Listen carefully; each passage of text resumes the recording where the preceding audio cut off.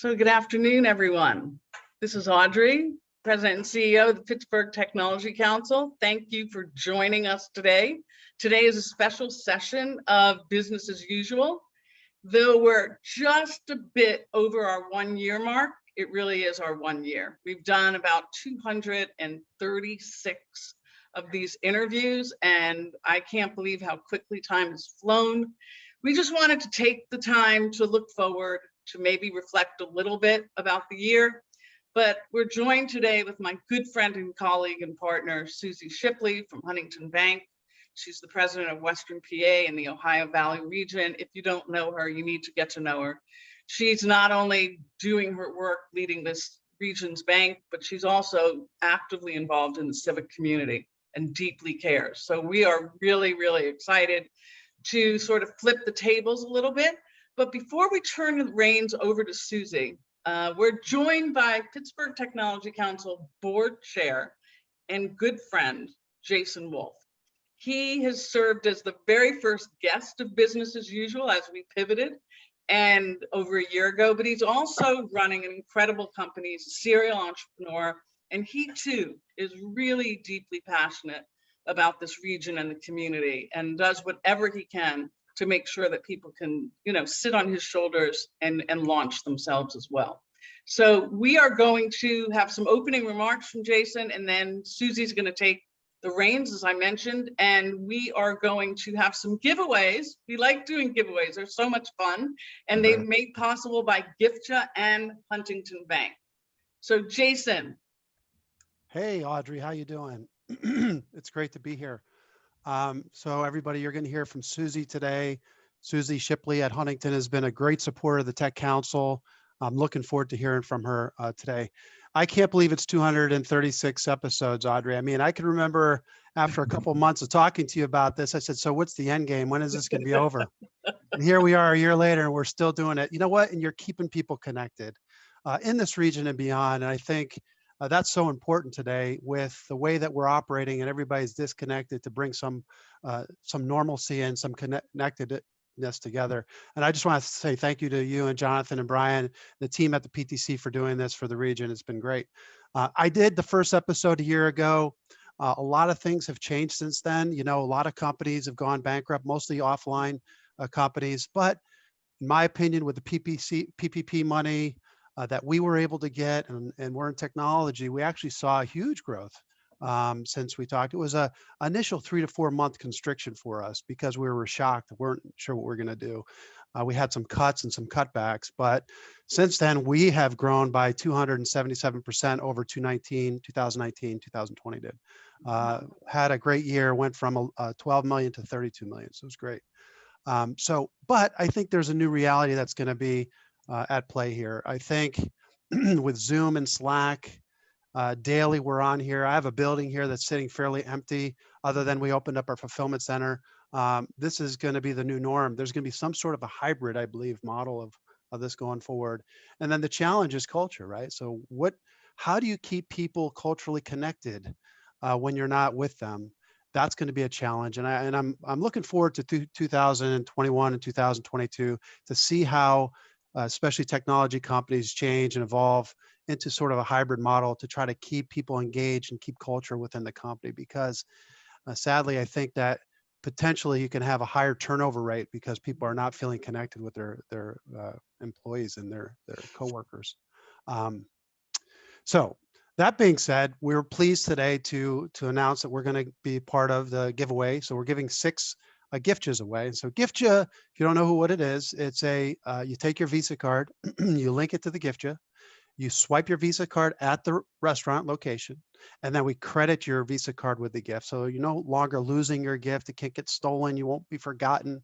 And it's sort of like Venmo gifting. And we launched it here in Pittsburgh in partnership with Big Burrito and Eaton Park and Primanti's and Sheetz. We're very happy to be able to be a part of that. And so that's it. I'm looking forward to seeing what happens in 2021, the rest of the year. And I just want to say huge kudos to Audrey and her team for keeping us all connected. And hopefully, I say, what's the end game? Maybe a year from now, I'll be back on. We'll talk about this again, and we're 2 years into it. Thank you. And you want to pass the baton to Susie? And so with that being said, I'm going to pass it to Susie Shipley. Again, huge supporter of the Tech Council. I'm very much interested in listening to what she has to say. And so with that being said, here comes Susie Shipley. Thanks so much, Jason. I appreciate it. And thanks for your leadership with the Pittsburgh Technology Council. I mean, it is not happenstance that you were the first speaker. It's because of your involvement, not only with the council and your leadership there, but also your involvement in the community and how much you do in the community. So thank you for everything you're doing. And thanks for your leadership. It's great to be on the program with you. So today's program, we're going to turn the tables a little bit, and we're going to put Audrey on the hot seat. You know, we've all heard Audrey, who is the consummate person who asks the questions and hosts everyday business as usual. Well, we're going to turn the tables and ask her quite a few questions today and learn a little bit more about Audrey and learn a little bit more about her perspectives on things as well, because can you really believe it's been a year? It's unbelievable. But Audrey, who is a New Yorker, I should say she grew up in New York, but I think she's now a Pittsburgher because she's been here since 2001, took over the reins of the Pittsburgh Technology Council in 2007. And her leadership and the work that her entire team has done has made such a difference in this community. They've created an ecosystem that is thriving and frankly growing. And there's a lot of excitement about the future. I think we're seeing the light at the end of the tunnel at this point. So I'm very excited about this conversation today. So Audrey, I want to get started, but I do want to ask you, how's it feel to be on the hot seat and to have the tables turned on you? It's funny. I'm like, oh gosh, what is she going to ask me now? She did some research. No, I'm happy to share. And usually I like other people to shine the light, not on myself, just to facilitate a way of having conversation. So be tough. You can be tough.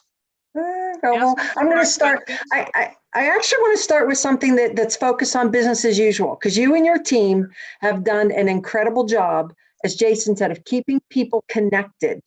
So can you just give us a little bit of background about how did the program get started and what do you think was the secret, the sauce for success here with this program? Well, I got to tell you, I had just come back from California and realized that COVID was, starting to have its sea legs in our region. And it was like a Wednesday. And I looked over at my team and said, we're going to have to close. We're closing on Friday. It's definitely going to happen. I see this. And we had just hosted the former new CEO at Duquesne Light. And then he was getting ready to close Duquesne Light. It was like that Thursday. So it was Jonathan, Brian, and myself and a few other people. And I said, listen, we have to keep the community together. We have to innovate or die, and we thought, what better way? We brainstormed a couple of things. And then we said, what, let's just get the leaders together so that we can figure this out. We'll use Zoom. We'll figure out a way to do that. And we said, we'll do it for like 2 weeks, we'll see what'll happen. We talked to Jason. Jason was the first one on. We have great relationships with all of our elected officials on a bipartisan relationship. We said, we'll get some of them on. We'll talk to the health department. We'll start having conversations. And soon it just started unraveling. We started to be able to map out all these relationships that we had and said, we're going to leverage them. We have relationships in Washington, D.C. We have relationships in Harrisburg. We have relationships all around the world. We're just going to start leveraging that. And I'll never forget, I think Brian put in the chat, he said, we were going to name it business unusual, business is unusual or something to that. And we're sitting there like Googling going, oh, that's taken. Oh, that's taken. We wanted to figure out a way to sort of trademark it. And then I just said, forget it. Let's just do business as usual. We're just going to plow and keep doing what we really know how to do. And that's try to have conversations with people who sometimes we don't get a chance to see, but we can hear from and create some intimacy. But I've got to tell you that there was a point in time, like a month into it, in 6 weeks, we were like, are we going to still do this? Just like what Jason said at the beginning, are we really going to still do that? Audrey, when's the end game here? I said, I'm not thinking there's an end game yet. So that's sort of like the early stages of it. We had a lot of intense conversations here. I tend to surround myself with people who don't just say yes to me. They're pushing. They're just saying, we gotta. How long can we do this? We've got to change. How do we manage it? But the other piece of it, honestly, Susie, was working with you and Kim Ravenda on your team, who helped us sort of craft what this might look like and ways to keep things together across the community. And when the food bank was on national TV, and we were horrified, so we immediately brought Lisa Scales on and said, Lisa, you got to talk to us. And we started raising money. We started getting people that were raising money. We had staffing firms that all got together, wrote checks for like $60,000. People started to feel like they were being part of something larger. We worked with Neighborhood Allies in Aurora and Google and got Chrome laptops. So that created like our own excitement, our own contagion about feeling that we were doing something good for outside of ourselves. So that's sort of a little bit of the backdrop. It's amazing, sitting around and brainstorming about it, plants a seed, and here a year later, look at what you've done. You've not only provided a network to keep people connected, but you've also done a lot of good for the community, the larger community. So you've had a lot of great speakers. You said it was 263? 36. I think it's 36, 236. So 236 incredible guests and folks who have come to share. But if you had your short list of dream guests, who is your dream guest? And there's no limits. Oh my gosh, but listen, there's a tech angle to each one of these, right? So number one would be Tyler Perry. I think Tyler Perry has been just incredible in terms of what he's done over the course of his life and how he actually has gone to Atlanta and built a community and supports others. I would love to be able to talk with him. And of course, I have a mad crush on him on top of that, but he definitely would be one. Someone who I've known, and I don't know if the time is right, but I'd really like to have Sheryl Sandberg on from Facebook. And she's the COO of Facebook, but it's just timing right now with everything going on in Congress might not be the right time. There are people who have invested in tech that I'm pretty interested in, even though they're sort of famous. And another one is Leonardo Dicaprio. He has invested in a lot of tech companies, and he started to unravel a whole bunch of money. Someone put out Denzel Washington. And of course, Jonathan knows about my preoccupation with Ashton Kutcher. And he also was, went to school for a year as an engineer and has done a lot in the tech community. How's that for a short list? That's a pretty good short list. I mean, all of them would be amazing speakers. Right. And really come at it from a lot of different angles. So we got to think about, okay, this network that's on here, you now know Audrey's list. If anybody has connections, please let us know. Wouldn't it be great to have you be able to interview one of your dream guests? Oh my gosh. Well, that would be awesome. Let me just share one other that I'm trying to work on right now. And he's from Pittsburgh, and it's George Benson. He's a very famous guitarist, and there are people here that have known him, and he's putting out a new release, but he is from Pittsburgh, and I've been trying to get a hold of him. Great list, Audrey. I mean, you get those folks lined up, this will be going on for years. I'll tell you that. So, well, let's talk a little bit, if you don't mind, switching gears a little bit about technology in Pittsburgh. This sector has impacted this region incredibly. It's the future, part of the lifeblood of this region going forward. Can you just give us a quick flyover a little bit, the numbers, the trends, what you're seeing? Yeah, I mean, it's really interesting. Jonathan Kirsting, who's always a co-host here, and he's sort of the vice president of all things media and marketing. Every year we do what is a state of the industry report that sort of amalgamates data that comes from Bureau of Labor Statistics, and we look at some trends. Everyone looks at a different slice, right? You can look at the data that comes out of PitchBook. BNY does work with Innovation Works, but what's really interesting is that back in 2007, and Jonathan will have to jump in to correct me, but back in 2007, 2008, when I really started, that the amount of people who were working in tech across our region, right? And that region is pretty much, I think, 8 to 10 counties. But the epicenter really being obviously in Allegheny County and now in some in Butler. The number of people that were working back then was probably like 16% of the workforce, okay? And less than 20% of the region's payroll, okay? But so they're highly paid people, right? If you fast forward, and the data's just starting to come out, if you fast forward to the last time we released it, we were almost up to a quarter. A quarter of people were working either in tech or were in tech jobs. And then about 33% of the region's payroll. So that is really significant. And it's really, if anything were to happen to that population here, we would feel it. We would, and it's bigger than the number of people who are actually working in this space is larger than when the steel mills were here. Mm. So you just have to sort of put that in context. And you know, there's more to that data. You know, information technology is always working on optimization. So the amount of people that you need to run a data center today is different, is less than what it was 10 years ago. But the shifting in our world in terms of computer scientists and people in, you know, artificial intelligence, machine learning, natural language processing, the demand for those jobs is really high and their salaries are really high.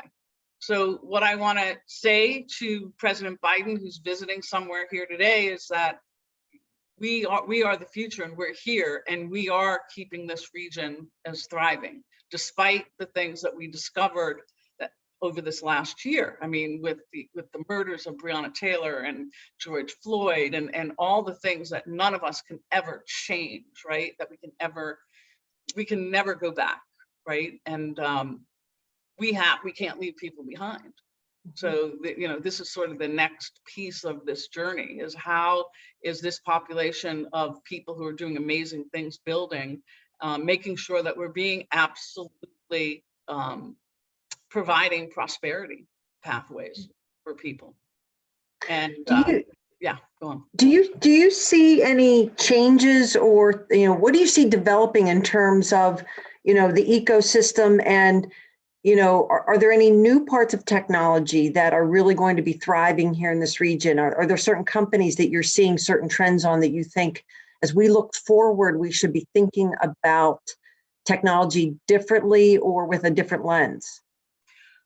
Well, I mean, the cool thing is that people who work in tech and innovation always have a different lens, right? Because they're always experimenting and they're always iterating. So it's based on some of their core. What I'm really excited about is the fact that many of the companies that have proliferated here, not all of them, but many of them have built on our assets. They're really built on our know-how. So those are companies that are tied to energy and all types of energy. Those are companies that are tied to, for example, trucking and transportation.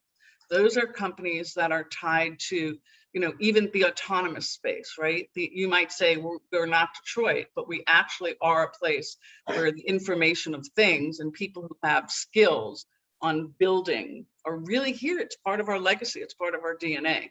So what I'm excited about, you know, and of course you have those incredible outliers that are doing really well, like Duolingo. That, you know, very intentional, Louise von Hahn, very intentional on building that here and attracting people from all over the world. But you see, and Amazon working on voice recognition. I think the exciting thing, if you look at those companies that have had outside investment in this region, it tends to be those companies that build on our assets. I do think we're going to see finally some real growth and traction in fintech, in financial tech. And I do see that just because of the breadth of fintech corporations that we have here, yours included, Susie, that are always you're looking for solutions. And some of those solutions are, you know, with internal customers as well as external customers, and the demand and the margins are just really, it's required for your performance. And us as customers, we're requiring it because that's what matters to us. So I think that the nice thing about Pittsburgh is I believe that the growth of innovation in tech will occur across almost all verticals, but I also see the kind of technology that some people might have called social innovation. Social innovation, you take a company like 412 Food Rescue, you take Marinus Analytics, they're looking at human trafficking. And these are companies that actually can be profitable, solving solving problems that are rotting at our core in terms of our society. So I'm seeing that in healthcare too. I'm seeing that. I think telemedicine, we're never going backwards. We're never going backwards. We had to, digitization just occurred so fast, we're never going backwards. And I think we're expecting, you and I are expecting the kind of interfaces and experiences now that we didn't expect before. I agree. I mean, what we want as consumers, right, it is really changing, and technology is going to play. It has played a big part in how things have changed, especially, I think, accelerated during the pandemic. Oh, yeah. In the past year, it's really accelerated, and it's going to carry a lot of things going forward. We have to think differently about how to connect with people, and people who use our services. Just in general, businesses have to rethink their models, as we move forward. Right. So Audrey, as you look forward, what can we expect from the Tech Council? What are you thinking about, on the plate with your group? Well, it's pretty incredible. This year, Jason and I did about 6 months of listening. We just went around and listened to CEOs, particularly after the murders that occurred in the Black communities around the country, and started listening to CEOs and founders. And what became really clear is that while at the Tech Council, we work almost feverishly at making sure that people from outside of the region and inside of the region know of the opportunities for jobs. But what was really shining the light on us was the fact that there are people here who we are either accidentally, unintentionally, or intentionally leaving out. And we have decided that we are launching something called the Primanti program. And you're going to hear more about that. And our intent is to work with all the boot camps through an apprenticeship model so that people can have opportunities to work in about 12 different skill sets. We're going to start, I think, in 1 or 2. And work to get people who have graduated from high school, a GED is fine, and help position them for real opportunities. So that means that when they go and they join and they want to go to a boot camp, and it can be like even Academy Pittsburgh, we will make some existing boot camps as well. We will actually make sure that that person is hired by a company before they actually start, and that they will get at least minimum wage to go through the program. And at the end of the program, they are then going to work for a company. So it's not just having boot camps where people just go, right? And whether they can afford it or not. We are working with our businesses to do this and build a sustainable model so that businesses can be a part of this, and that it's not. And so we have to go deep in the community. We have to build trust. We have to make sure that we're reaching our region. We have to make sure that the amount of poverty that people live in all around our region is unacceptable. And one of the great strengths of the Tech Council is that we have relationships with these corporations and these leaders in tech who want to make sure they have a workforce that is representative of the world. And many of them don't know how. They don't know how. So we're starting and we're saying we're going to reel back. We're going to continue to help those companies hire some of those higher skilled folks. We'll continue to do that. But now we're wrapping ourselves around this program called Primanti. And you're going to hear more about it because we've been working, trying to dot every I, cross every T, because it's really massive to be able to do this and say, no, you are going to have to make a commitment Jonathan Kirsting, for your company, and you're going to have to make a commitment that you're hiring that person now. And it's not if Jonathan, you know, at the end of the program, Jonathan goes out and has to interview. No, he's going in now, and we're making commitments to people. So we will be working deep in the communities. We can't do this ourselves. We can't. And we're excited by it. We're really excited. I have an incredible team that is just passionate about trying to figure out ways that we can change, you know, to change in many ways the complexion of the workforce, and in many different ways. Not everyone needs to, you know, go to a 4-year school, and many of these skills that people will be developing are stackable. They're stackable skill sets. So you can learn this right now, you can learn, you know, something else after that. And then maybe if you want to go to community college, that's awesome. We want you to do that. How about then you want to go to college? That's fine. But we want people to get into the workforce. And we have heard a resounding yes from the companies that we talk to, that they want to do this. Very forward thinking, Audrey. I'm not surprised, you know, that this is something that's on your agenda and the agenda of your team, because you've always found ways to reach out to the community, connect with partners in the community to help. And frankly, in this example here, really to solve a problem. It's a problem the companies have as well as the community has. And so by doing it and connecting across the community the right way, you're solving and providing opportunity and hope to a lot of different people in that supply chain there. And we can't do it alone. So if there are people here that are interested in this work and want to participate, you know, reach out to us. We can't do this alone. So I have us at 12:27. I don't know if we can you believe it? I mean, I feel like we just got started, Audrey. No. Are there any questions out there, Jonathan? We'll save the chat, and I can always answer people's questions as we run on. We have a few questions that just came in. If I can grab one here from Leslie Jean. We had so many positive comments in the chat. It's just completely warmed my heart today. It's just really, really cool. So Leslie Jean wants to know, do you think boot camp model that the PTC will drive can include groups like professionals that are transitioning from careers no longer supported in the local economy? I think essentially at some point we will. That's sort of on our path. That's on our like vision map. But we will definitely get there. But we're trying to. We really want to be great at this. We really, you know, so we don't want to be scattershot. We really want to be great at this. But I do think that there's going to be many pieces of this, these different pathways that could run parallel. I think that's what, you know, we'll eventually get to.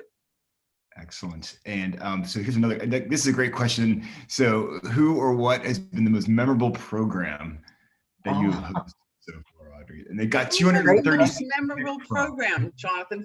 We've had so much fun with so many people. Who did we have fun with? Oh, everyone. Everyone brings a new angle to the show. I think about some folks, you know, going back, like some of the restaurant folks that we had on. Yeah, like they were great. Brothers and so forth. It was just like, wow, man. So, well, like I got emotionally really, it was really tough after we had Lisa Scales on when we did the food bank. Oh, that was like really intense because we had, remember that? And we talked about it afterwards and we were like, we have to do something. Lisa had made, you know, we made national news because of the snake lines that we had going to the food bank, and it said, look at Pittsburgh, remember at the beginning of COVID. So that really sort of got me. Bill Strickland was great. Strickland was great. We learned he's an airline pilot. Yeah, that was pretty cool. We had a great interview with Bill Strickland, you know, early on, but so many people have been so gracious to us and so kind. Yes, Courtney, Bill is a legend. He's been a good friend and a legend. Yes. So, and I love talking to all these companies. I love talking to them and letting them shine the light. I know that sounds a little Pollyanna and I don't mean it that way, but I honestly, every time Jonathan and I afterwards we go, wow, we didn't even know that. We thought we knew stuff. We didn't even know that. Right, Dan's reminding us about the laptops. We raised about $400,000 with Aurora and Google to get Chrome. You know, we had Jerome Bettis on. Although that when we had Jerome on, Brian Kennedy told me that I was I had a mad crush on him because I kept saying his name over and over again. You were saying Jerome a lot. I must add, remember when we actually raised a couple $1,000s to drill a well in India? Right. That was pretty rad. Right. How often does that happen? Come on. And then just fun things that have just, you know, just happened that we've had a chance to just talk to people all the way. I mean, if you don't know anything about like Marinus Analytics and what they're doing in human trafficking, you know, you just really need to get to know them. So it's been great. Well, it's been a fabulous year. And Audrey, thank you for being a phenomenal host every single day. Thank you for your leadership. Everything that you do in this community is so impressive, and you bring a lot of people together.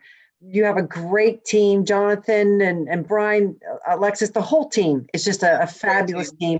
And you do such great work. So thank you very much for pulling us all together.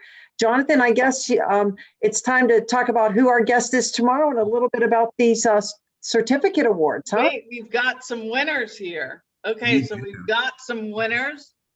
And let's see, we have Dave DeMoss. Dave, are you on? Dave DeMays. Dave DeMays. There you are.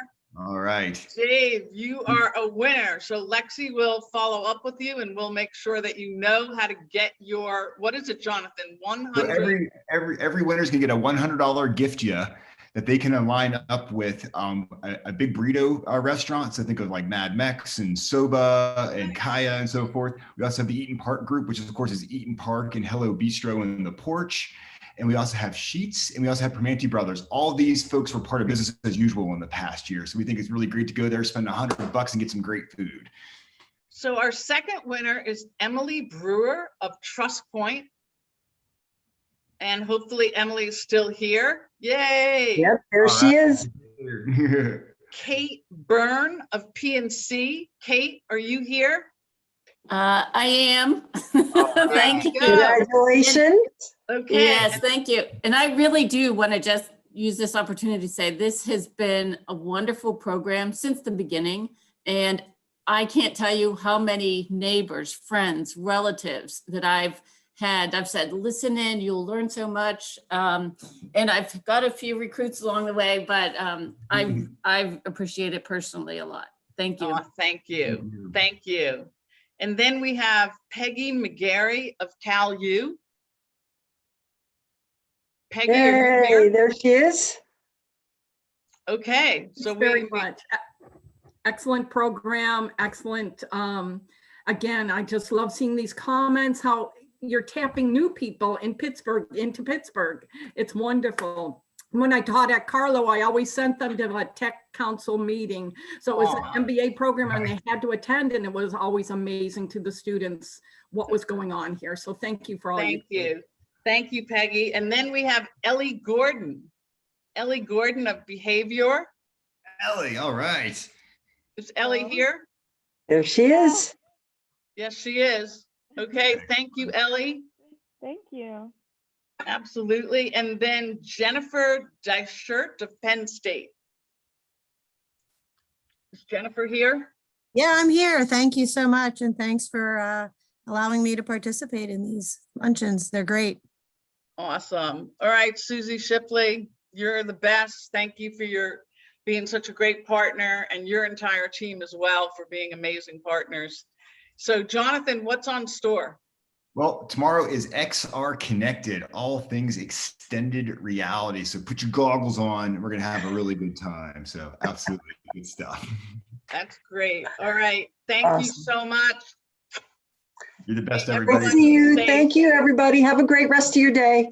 Another Thanks. 236 episodes coming right at you.